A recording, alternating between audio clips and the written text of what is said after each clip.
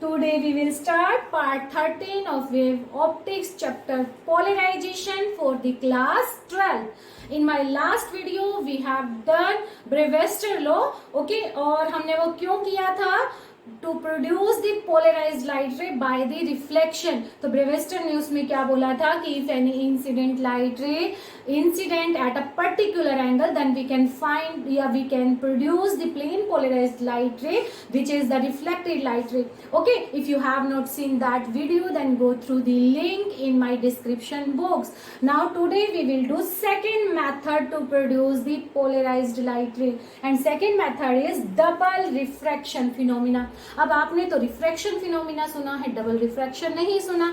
Name से ही इसका देखो मीन्स टू रिफ्रैक्शन हो रहे हैं, ठीक है. तो होता क्या है इसमें, व्हेन एनी इंसिडेंट लाइट रे नॉर्मल के अलोंग अगर इंसिडेंट हो रही है सम स्पेशल क्रिस्टल में, वो सम स्पेशल क्रिस्टल कैसे होते हैं, लाइक कैल्साइट, निकोल एक्सेट्रा, ठीक है. टोरमेलाइन भी आप ले सकते हो.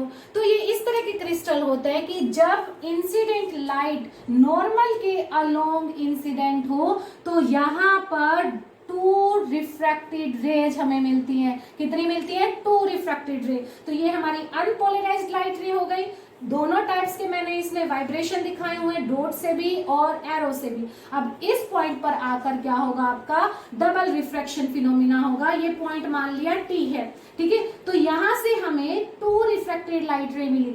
एक रिफ्रैक्टेड रे तो ऐसी जिसमें वाइब्रेशन कैसे हैं, वो इन दी प्लेन है, ठीक है, या पैरेलल टू द प्लेन है. और दूसरे में कैसे हैं, जिसमें vibration perpendicular to the plane है. जिसमें पैरेलल टू द प्लेन होंगे उसको बोला जाता है एक्स्ट्रा ऑर्डिनरी रे, ई रे, ठीक है. और जिसमें परपेंडिकुलर टू द प्लेन मिले उसको बोला जाता है ओ रे, ठीक है. और ये दोनों ही लाइट रे जो हमें मिली, दोनों ही लाइट वेव आपकी प्लेन पोलराइज्ड होती है, क्योंकि एक में एक तरह से वाइब्रेशन है तो दूसरे में दूसरी तरह से वाइब्रेशन है, ठीक है. लेकिन ये हर किसी में नहीं होता, सम स्पेशल क्रिस्टल्स में ही, जो मैंने आपको बताया कैल्साइट है, क्वार्ट्ज है या टोरमेलाइन है, ठीक है. अब हम लोगों को देखनी है किसी भी ऑब्जेक्ट की इमेज. हमने सपोज किया कि ये आपका क्या है, ऑब्जेक्ट है. तो due to the refraction phenomena हमें इस ऑब्जेक्ट की क्या मिलेंगी, दो इमेज मिलेगी.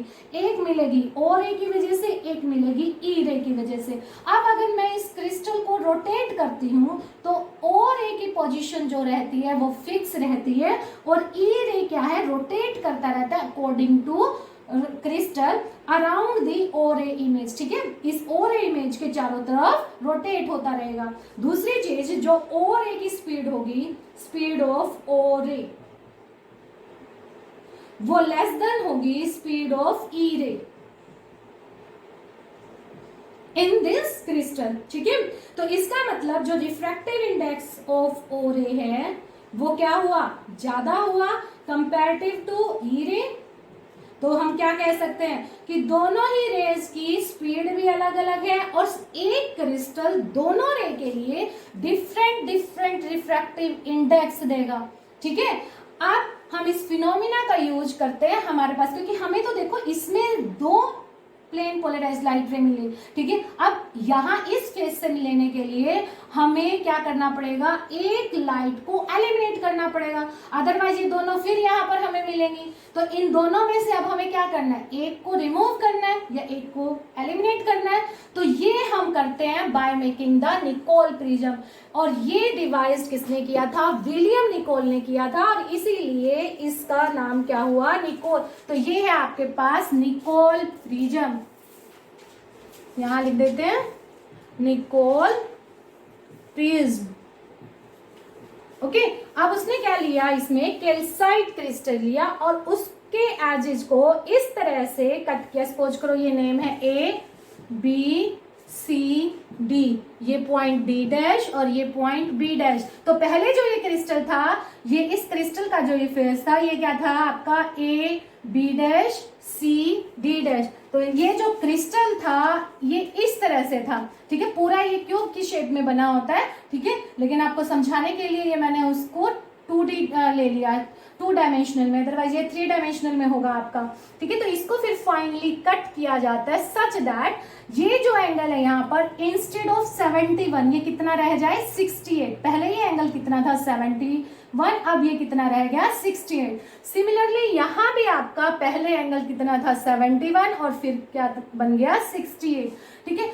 फिर उसको क्या किया जाता है, ये 2 पार्ट्स में इक्वली डिवाइड कर लिया जाता है और दोनों पार्ट्स को स्मूथ किया जाता है, पॉलिश्ड किया जाता है और फिर से उनको एक अलग तरह के ग्लू से पेस्ट कर दिया जाता है और उस ग्लू का नाम होता है कनाडा बेल्जियम, ठीक है, कनाडा बेल्जियम, ठीक है। तो ये जो लेयर आपको दिखाई दे रही है ये कनाडा बेल्जियम है और इसका जो रिफ्रैक्टिव इंडेक्स है वो 1.55 है, ठीक है। और जब हम ज्वाइन करते हैं इसको इस तरह से करते हैं कि ये प्रिंसिपल सेक्शन के साथ कितना एंगल बनाए 90 डिग्री का, तो ये एंगल आपका कितना है 90 डिग्री, राइट।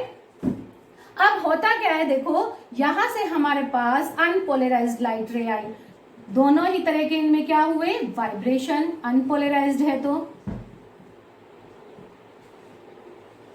ठीक है। इस पॉइंट पर आकर ये क्या हो गई आपकी 2 रिफ्रैक्टेड रे में डिवाइड हो गई, ठीक है। एक में आपके चले गए vibration parallel to the plane या इन द प्लेन और दूसरे में चले गए आपके परपेंडिकुलर टू द प्लेन, ठीक है। ये आपकी ओ रे, ये आपकी ई रे।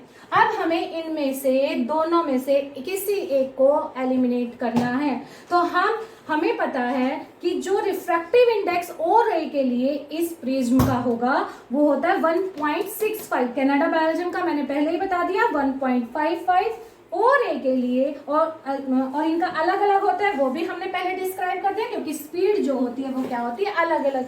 तो ओ रे के लिए 1.65 और ई रे के लिए 1.486, ठीक है। तो इसका मतलब क्या हुआ, ये साफ कर देते हैं आप। इसका मतलब जो ओ रे है एक तरह से जब कनाडा बेल्जियम पर इंसिडेंट होगी तो वो किस तरह से ट्रेवल करके आ रही है, denser to rarer, denser to rarer. अब अगर इस डेंसर टू रेयरर को मैं इस तरह से इंसिडेंस करवा दूं इस वाली ओ रे को, क्योंकि आपको एक फिनोमिना याद होगा total internal reflection. Total internal reflection क्या होता था कि when any light incident at critical angle or more than critical angle then it totally reflect in this same medium and this phenomena is called the total internal reflection। तो हमें इसके साथ वही कराना है। तो फर्स्ट कंडीशन तो इसने फुलफिल कर दी कि ओ रे के लिए ये किस तरह से ट्रेवल कर रही है डेंसर टू रेयर। अब ये अगर इस पॉइंट पर आपकी इंसिडेंट हो जाए क्रिटिकल एंगल से ग्रेटर देन या क्रिटिकल एंगल पर, तो ये आपकी क्या हो जाएगी इसी फेस में टोटली रिफ्लेक्ट, ठीक है। ये एंगल क्या हो गया आपका सपोज आईसी और ग्रेटर देन आईसी, ठीक है। तो ये आपकी क्या हो गई रेज एलिमिनेट हो गई, ठीक है, क्लियर।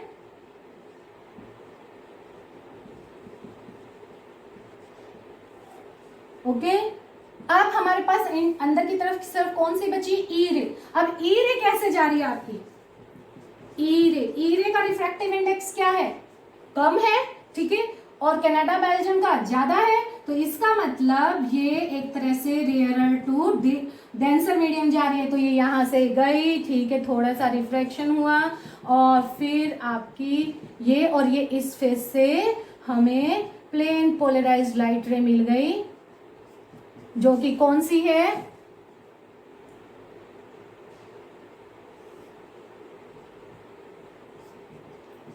ई रे। सो इस तरह से हम लोग by help the Nicol prism हम लोग प्रोड्यूस कर सकते हैं plane polarised light ray. Plane polarised और कौन सी है ये ई रे, ठीक है। ओ रे आपकी एलिमिनेट हुई,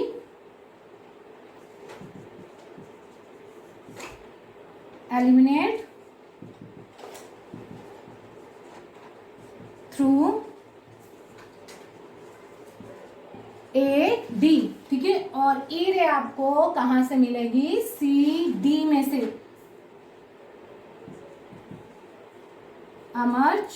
emerge through CD। Okay, so इस तरह से हम लोग plane polarised light ray by the help of Nicol prism produce करवा लेते हैं with the phenomena of double refraction. I hope कि आपको समझ आया होगा। यहाँ पर जो क्रिटिकल एंगल होता है IC, वो निकोल प्रिज्म में फॉर द ओ रे वो कितना होता है, 69 डिग्री के अप्रोक्सीमेट। ठीक है, ये नोट डाउन कर लेना। अब है हमारा थर्ड मेथड है बाय द स्कैटरिंग। स्कैटरिंग आपको पता है स्कैटरिंग क्या होती है? स्कैटरिंग होती है जब किसी भी पार्टिकल पर इन द एटमोस्फियर में क्या होते हैं आपके, एयर पार्टिकल भी होते हैं, डस्ट पार्टिकल भी होते हैं। ठीक है, तो सपोज करो हमने लिया डस्ट पार्टिकल। ठीक है, तो जब लाइट इंसिडेंट हुई on any dust particle in the atmosphere, तो वो पार्टिकल क्या करता है, उस पार्टिकल के इलेक्ट्रॉन एटम उस लाइट को एब्जॉर्ब कर लेते हैं। क्या कर लेते हैं, एब्जॉर्ब कर लेते हैं और फिर उसको इन ऑल डायरेक्शन में एमिट करते हैं। और this phenomena is called the scattering of light. समझ में आया कि light absorb by the particles, electron and atoms, and then it emit in all direction. This phenomena is called the scattering। ठीक है, तो चलते हैं अपने थर्ड मेथड की तरफ, बाय स्कैटरिंग।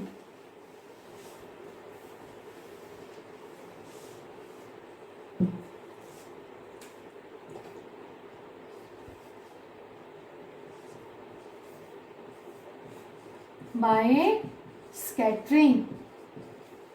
ठीक है, तो ये आई हमारे पास अनपोलराइज्ड लाइट रे।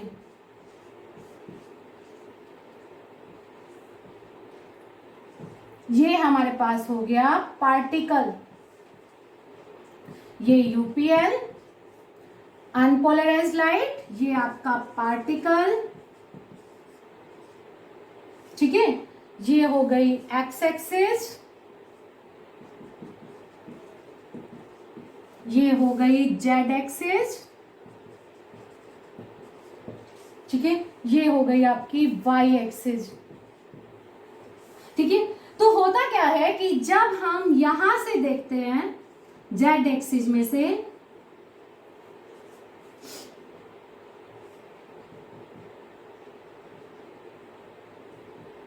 ठीक है, जब हम जेड एक्सिस में से देख रहे हैं तो हमें वाइब्रेशन ऑफ लाइट वो दिखाई देंगे जो जेड एक्सिस के क्या होंगे, परपेंडिकुलर। जेड एक्सिस के परपेंडिकुलर। जेड एक्सिस के परपेंडिकुलर होने का मतलब क्या हुआ कि एक्स एक्सिस के पैरेलल, वाई एक्सिस के नहीं, क्योंकि वाई एक्सिस से तो आपकी अनपोलराइज्ड लाइट रे आ ही रही है। ठीक है, वो तो आ ही रही है, वो तो हमारी ईएम वेव आ रही है। ठीक है, तो अब जो वाइब्रेशंस हमें दिखाई देंगे वो हमें एक्स जेड प्लेन में दिखाई देंगे। कौन से प्लेन में, एक्स जेड में दिखाई देंगे। जब हम जेड एक्सिस से देखेंगे तो हमें जो वाइब्रेशन दिखाई देंगे वो पैरेलल टू एक्स एक्सिस होंगे, या आप कह सकते हो जेड एक्सिस के परपेंडिकुलर होंगे। सेम इसी तरह से अगर हम देखें यहां से,